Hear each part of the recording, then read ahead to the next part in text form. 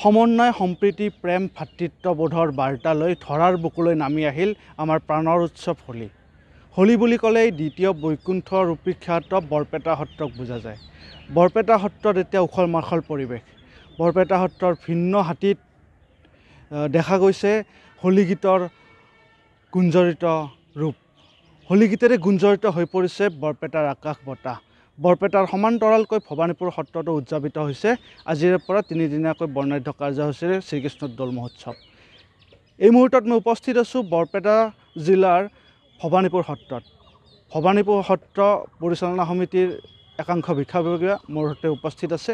তেওঁলোকৰ পৰা জানিব বিচাৰিম দৌল মহোৎসৱ সম্পৰ্কে কিছু কথা। এয়া মোৰ সৈতে উপস্থিত আছে ভৱানীপুৰ সত্ৰৰ বুঢ়া সত্ৰীয়া, তেওঁৰ পৰা কিছু কথা জানিব বিচাৰিম দৌলৰ ওপৰত। কি ক'ব আপুনি? কৃষ্ণ, এই শ্ৰী শ্ৰীকৃষ্ণৰ দৌল যাত্ৰা মহাপুৰুষ শংকৰদেৱে যেতিয়া 6 বছৰ কাল উৰিষ্যাত থাকি তেতিয়া উৰিষ্যাত জগন্নাথপুৰী এই দৌল যাত্ৰা তেওঁ নিজে নিৰ্দেশন কৰি অসমলৈ অহাৰ পিছত প্ৰথমতে বৰদোৱা সত্ৰতে তেওঁ এই দৌল উৎসৱটো প্ৰথমতে আৰম্ভ কৰে আৰু এই দৌল উৎসৱৰ ফাকুৱাৰ কাৰণে মাধৱদেৱক তেতিলে পাহাৰৰ ওচৰলৈ যাই ফাকু গছৰ পৰা ফাকু আনিবলৈ তেওঁ নিৰ্দেশ দিয়ে আৰু ফাকু হোলী খেলে। তাৰপিছত লাহে লাহে নামনি অসমলৈ দৌল উৎসৱটো আহি গ'ল। প্ৰথমতে আমাৰ বৈকুণ্ঠ সদৃশ বৰপেটা সত্ৰতে দৌল উৎসৱ প্ৰথম হয়। তাৰপিছত নানান সত্ৰত নানান স্থানত দৌল উৎসৱ হয়। লাহে লাহে আমাৰ ভৱানীপুৰ সত্ৰতো পৰম্পৰাৰ পৰা এই দৌল উৎসৱ আহি আছে আৰু এইবুলিও এই দৌল উৎসৱ সংক্ৰান্তত আমি সকলো ভৱানীপুৰ ৰাইজে লগ লাগি দৌল উৎসৱটো সম্পূৰ্ণভাৱে 3 দিনীয়া কাৰ্যসূচীৰে চলাই নিয়াৰ কাৰণে আমি মনোনীত কৰিছোঁ। এইখিনি মোৰ ক'ব লগা। নিশ্চয়কৈ ইয়াতো উলহ মালহেৰে উদযাপিত হোৱা দেখা গৈছে দৌল মহোৎসৱ। হোলী গীতেৰে গুঞ্জৰিত হৈ পৰিছে ভৱানীপুৰ আকাশ বতাহ। মোৰ সৈতে উপস্থিত আছে ভৱানীপুৰ সত্ৰ পৰিচালনা সমিতিৰ সভাপতি, তেওঁৰ পৰা কাৰ্যসূচী সম্পৰ্কে জানিব বিচাৰিম। কৃষ্ণায় বাসুদেৱায় দৈৱকীনন্দনস্য নন্দ গোপকুমায় গোবিন্দায় নমো নমঃ নমস্কাৰ। ভৱানীপুৰ সত্ৰত এই দৌল উৎসৱ আজি নহয়, আমাৰ আজো ককাসকলৰ দিনৰ পৰা ইয়াত এই উৎসৱটো চলি আছে আৰু এই যিটো উৎসৱ চলা হয় ইয়াতে আমাৰ বৰপেটা জিলাৰ বৰপেটা সত্ৰৰ নিয়মীয়াকৈ এই উৎসৱটো প্ৰচাৰ হয় আৰু প্ৰতি বছৰে এই উৎসৱটো মহা ধুমধামেৰে পালন কৰা হয়।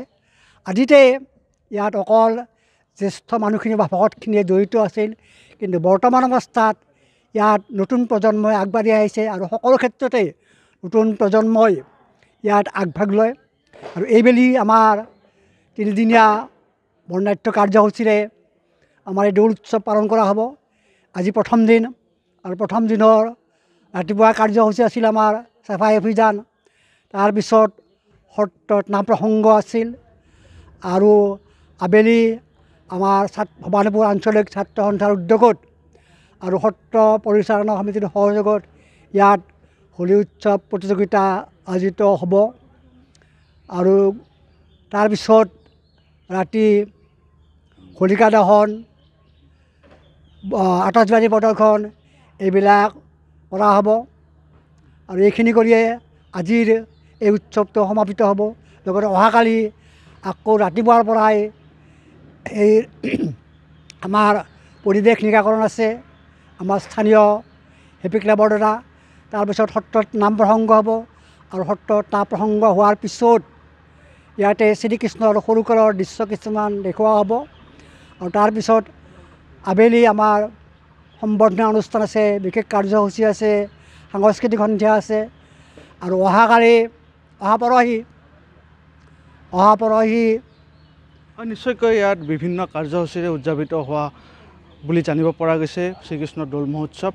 আবিৰৰ যি ৰং, সেই ৰঙেৰে উপচি পৰিব ভৱানীপুৰ সত্ৰ আন ঠাইৰ দৰে। বজালিৰ পৰা মই সঞ্জীৱ দাস, এনিভাৰ 24।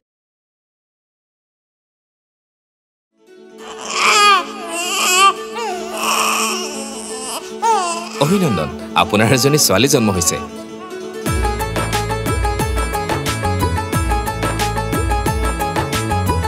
লাহি পাহি এজনী পৰী